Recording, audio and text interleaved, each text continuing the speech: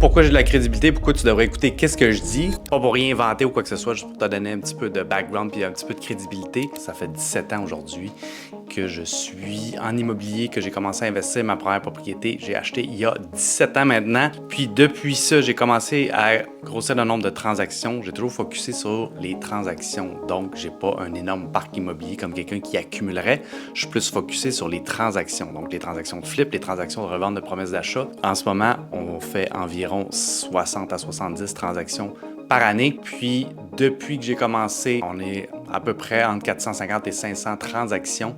Donc, très spécialisé dans le nombre de transactions. Puis, j'ai vu beaucoup de cas, comme évidemment, on achète des propriétés sous la valeur marchande, comme on achète des propriétés à problème. On achète les problèmes, on les règle, puis c'est avec ça qu'on fait de l'argent, qui est une manière de faire de la business, comme n'importe quel business. Où est-ce que je m'en allais avec ça? Je voulais te donner un petit background. Justement, on achète des cas à problème. Fait quand ça va bien, puis on n'apprend pas grand-chose. Mais quand ça va mal, ben c'est là que tu apprends comment ça marche et tout.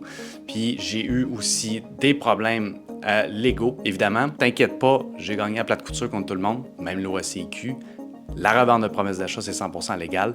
Les flips, c'est 100% légal. Ça dépend juste de la façon que tu le fais. Faut que tu te tiennes dans les règles. J'ai vu beaucoup de cas à problème. Évidemment, je pense pas que je connais tout, mais je peux te dire qu'avec tous les problèmes qu'on a été capable de régler au fil des années, ainsi que toutes les erreurs que j'ai faites au fil des années, je peux te dire que j'ai appris vraiment beaucoup. Fait que c'est un petit peu l'idée derrière tout ça de partager, puis de te dire qu'est-ce que tu peux faire avec ça, ou de t'expliquer les problèmes que moi j'ai eus, ou les problèmes que j'ai même en ce moment encore, parce qu'il y en a tout le temps. C'est ça qu'on fait, on règle les problèmes. J'ai absolument rien à vendre, je veux juste te partager pour t'aider à pas tomber dans les mêmes problèmes, puis essayer de régler probablement les problèmes qui peuvent être similaires beaucoup plus rapidement et beaucoup plus facilement qu'à l'époque que moi j'ai commencé il y a 17 ans, où il n'y avait pas de médias sociaux, il n'y avait rien. Fait qu'on appelait le mononcle, Pierre-Jean-Jacques, l'autre qu'on pensait qu'il était bon. Puis finalement, ça ne donnait rien, puis on faisait l'erreur. On se tapait la tête contre le mur, puis on apprenait. J'ai fait beaucoup de ça en masse.